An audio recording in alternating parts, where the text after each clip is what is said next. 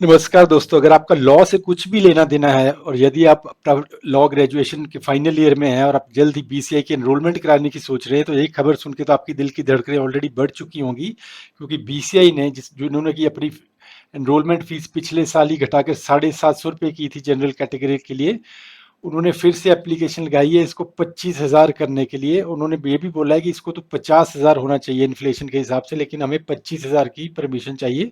तो जहां तक लग रहा है कि शायद ये 25,000 हो जाएगी बहुत जल्द।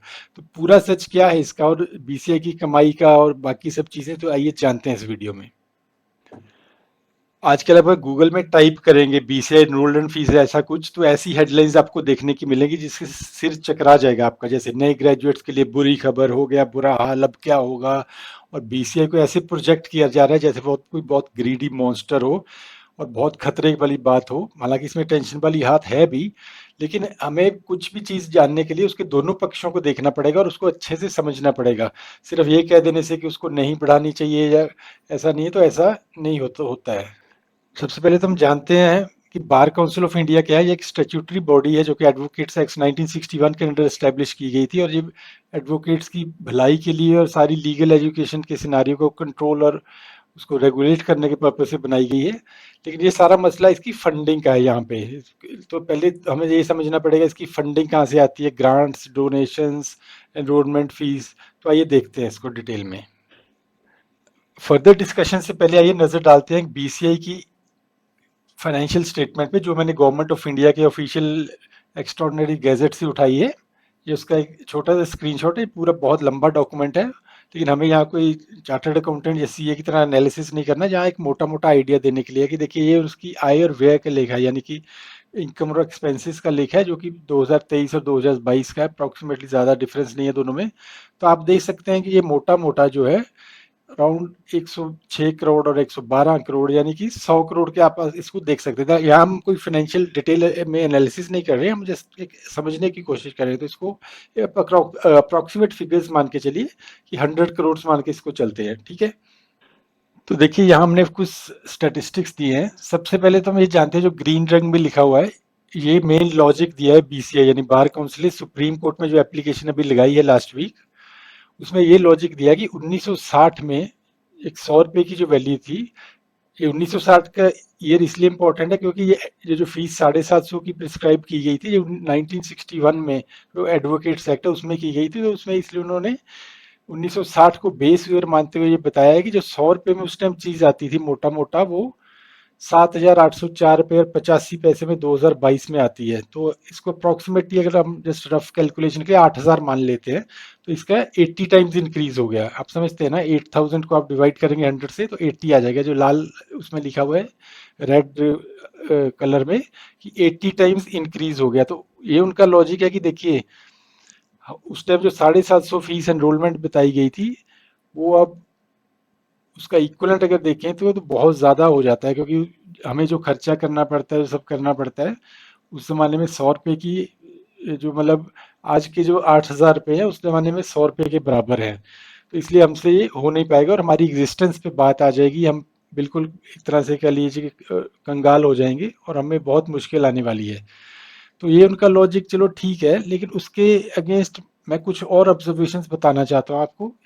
अच्छा एक बात बताइए, आप जानते हैं कि 1960s में इंडिया में एजुकेशन का लेवल बहुत ज़्यादा नहीं था। मतलब ना तो बहुत ज़्यादा कॉलेजेस थे और ना बहुत ज़्यादा लोग पढ़ाई करते थे, और हाई लेवल की पढ़ाई जैसे कि बैरिस्टर बनना या उस टाइम लॉ ग्रेजुएट होना एक बहुत रेयर था। मतलब ऐसा नहीं था कि जैसे आजकल हर साल कितने ही हजारों स्टूडेंट्स बन रहे हैं। तो आप अंदाजा लगाइए, हालांकि मैंने सर्च किया था लेकिन मेरे को कहीं ऑफिशियल कोई कंफर्मेटरी नंबर नहीं मिला है, लेकिन मैं मान के चल रहा हूँ कि मान लीजिए उस टाइम 10,000 एडवोकेट्स थे जो रजिस्टर्ड थे उस टाइम। 1960 की बात कर रहा हूँ। अब 2024 में कितने एडवोकेट्स हैं? देखिए एक सर्वे हुआ था कुछ साल पहले, उसमें 1.5 मिलियन यानी कि 15 लाख रजिस्टर्ड एडवोकेट्स थे, और ये सर्वे काफी पहले हुआ था, कई साल पहले। तो आज की डेट में अगर इसको आप 20 लाख मान के चलिए तो मेरे हिसाब से ज्यादा गलत नहीं होगा। तो हिसाब लगाइए कि अगर उनकी बीसीआई की जो परचेजिंग पावर है मनी की, जो 80 गुना उसमें कमी आई है, यानी कहिए कि महंगाई 80 गुना बढ़ गई है, तो नंबर ऑफ रजिस्टर्ड एडवोकेट्स भी तो 10,000 से 20 लाख हो गए हैं। तो कितना फर्क है, 10,000 और 20 लाख को अगर डिवाइड करेंगे 20 लाख को 10,000 से, 200 टाइम्स आता है if I am not wrong. यानी कि 200 गुना, कहाँ 80 गुना, कहाँ 200 गुना। तो 8 3 से 24, यानी कि जितना महंगाई बढ़ी है उससे 2.5 गुना ज्यादा नंबर ऑफ रजिस्टर्ड एडवोकेट्स भी तो बढ़ गए हैं। मतलब आप समझ रहे हैं मैं क्या कहना चाह रहा हूँ, क्योंकि वो ये कह रहे हैं कि हमें एनरोलमेंट फीस कम मिल रही है, लेकिन उसका वॉल्यूम कितना बढ़ गया, मतलब नंबर ऑफ एडवोकेट्स का जो लॉयर रजिस्टर होना चाहते हैं। तो अब देखिए आज की जो करंट सिनारियो है उसके हिसाब से क्या है, आजकल उन्होंने पिछले कुछ सालों से एआईबी यानी ऑल इंडिया बार एग्जाम भी शुरू किया। पहले ये नहीं होता, तो उसमें उनकी कितनी कमाई हो रही है आप देखिए, 3,500 फीस है। हालांकि इसमें अलग अलग कैटेगरीज की फीस है, जो अपना शेड्यूल्ड कैटेगरीज में शायद थोड़ी कम है, लेकिन मैं मोटा मोटा मान रहा हूँ कि 1.5 लाख स्टूडेंट के करीब अपीयर हुआ था इस साल, जो अभी रिसेंटली एग्जाम हुआ है एआईबी का। उसमें 3,500 फीस थी पर स्टूडेंट।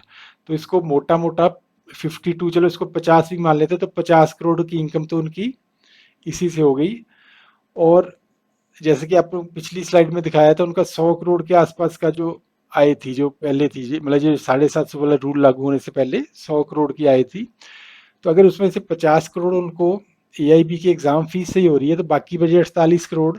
और आप जानते हैं कि जो एआईबी के पास रेट है वो 50% के आसपास है, यानी कि अगर 1.5 लाख स्टूडेंट्स अपीयर होते हैं तो 70,000 उसमें पास होके अपना एनरोलमेंट कराते हैं। तो जो बाकी के बचे हुए 48 करोड़ है, उन 70,000 में अगर इक्वली डिवाइड करें, यानी 48 करोड़ को अब 70,000 से डिवाइड करें तो 7,000 बनता है। कहने का मतलब ये है कि जो बीसीआई पिछले सालों में इनकम शो हो रहा है उनके, उन्हीं के ऑफिशियल जो स्टेटमेंट है उसके हिसाब से मैं बात कर रहा हूँ, मैं अपने मन से नहीं कह रहा हूँ ये। तो अगर एआईबी और इसकी एक फीस जोड़ा जाए तो जितने अप्रोक्सीमेटली स्टूडेंट्स एनरोल हो रहे हैं वो 7,000 रुपया भी एक स्टूडेंट से लेंगे तो उनका ऑलमोस्ट सेम लेवल हो जाएगा। हालांकि मैं इसमें गलत भी हो सकता हूँ, देखिए मैं कोई फुली कोई फाइनेंशियल एक्सपर्ट या सीए नहीं हूँ, एक मोटा मोटा लेकिन अपना लॉजिक के हिसाब से आपको बता रहा हूँ। लेकिन मोटे मोटे तौर पर फिगर्स को समझिए, इसको एकदम एग्जैक्टली टू द पॉइंट या इतने एग्जैक्टली फिगर्स में जाने की जरूरत नहीं है। तो आप ये समझिए कि वो 7,000 तक भी फीस लेते हैं, जिसको कि उन्होंने 25,000 का सजेशन दिया है, तो भी उनका हो जाना चाहिए गुजारा। इसके अलावा एक सजेशन और है, हालांकि मैं जानता हूँ मेरे सजेशन के हिसाब से ये नहीं होने वाला, लेकिन अब जनता में अगर अवेयरनेस फैलेगी और बहुत से लोग आगे अपना राय भेजेंगे तो इसमें कोई हो भी सकता है, कोई बड़ी बात नहीं है। देखिए 20 लाख रजिस्टर्ड एडवोकेट है, ये मोटा मोटा फिगर है, अगेन मैं कह रहा हूँ ये सब। अगर बीसीआई जो ऑलरेडी जिन्होंने एनरोल कर चुके हैं, अगर हर एक बंदे से सिर्फ 500 रुपया साल का लें तो 100 करोड़ तो इसी में उनकी इनकम हो जाएगी। अब आप कहें कि भैया हम जो ऑलरेडी रजिस्टर्ड है वो 500 रुपया क्यों दी, देखिए वो उस केस में दे सकते हैं अगर ये जो फीस की बढ़ोतरी है इसको अगर कम कर दिया जाए, मान लो 7,000 जगह में 10,000 भी कर दिया जाए, और इसकी बजाय इकट्ठे 25 या बाद में अगर 50,000 देने की नौबत आने से अगर 7-10 हज़ार में ये काम हो रहा है और बाद में बीसीआई कहता है कि भैया आप हर साल हमें 500 रुपये सिर्फ एक एनुअल फी दीजिए, तो मेरे हिसाब से देखिए 500 रुपया साल का देना, और अगर उस प्रोफेशन के लिए जिससे आपकी इनकम हो रही है, जो आपकी कमाई का साधन है, तो मेरे को नहीं लगता कि ये बहुत बड़ी बात है। और ऐसा बहुत से प्रोफेशन में होता है। मैं खुद पहले एक मेरीन इंजीनियर रह चुका हूँ, काफ़ी साल मैंने कमर्शियल नेवी में काम किया है, तो वहाँ भी लाइस, हालांकि वहाँ एनुअल रिन्यूअल नहीं होता है, लेकिन 5 साल वाला रिन्यूअल होता है और अच्छे खासे पैसे खर्च हो जाते हैं आपके। तो वो भी एक प्रोफेशनल लाइसेंस ही होता है, जैसे एआईबी का लाइसेंस होता है। तो अगर ये एक जस्ट एक सजेशन है कि अगर 500 रुपया साल का ले रहे हैं तो 100 करोड़ इससे जनरेट हो जाएगा। और जैसे पिछले स्लाइड में हमने देखा था, तो 100 करोड़ वहाँ से जनरेट हो रहा है, अगर 7 से 8 हज़ार भी वो फीस ले रहे हैं।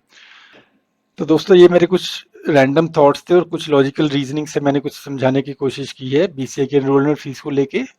आप इसके बारे में क्या सोचते हैं हमें ज़रूर बताइए अपने कमेंट्स में, ताकि बाकी व्यूअर्स भी जान सकें। और एक बात हमें और समझनी चाहिए कि लॉयर्स और बीसीआई आपस में ऐसा कोई दुश्मन वाला बात नहीं है, जैसे कई वीडियोस मैंने आजकल देखे हैं वो बीसीआई को एकदम से बहुत वो बता रहे हैं जैसे राक्षस टाइप, ऐसा कुछ नहीं है। बीसीआई हम सबकी भलाई के लिए है, और जो भी प्रोफेशनल बॉडीज होती हैं उनके भी अपने खर्चे हैं, वो अपनी जगह भी सही है, पूरी तरह गलत नहीं है। हालांकि चलो थोड़ा स्टूडेंट्स पे बोझ बढ़ेगा, लेकिन एक बीच का रास्ता निकाला जाना चाहिए।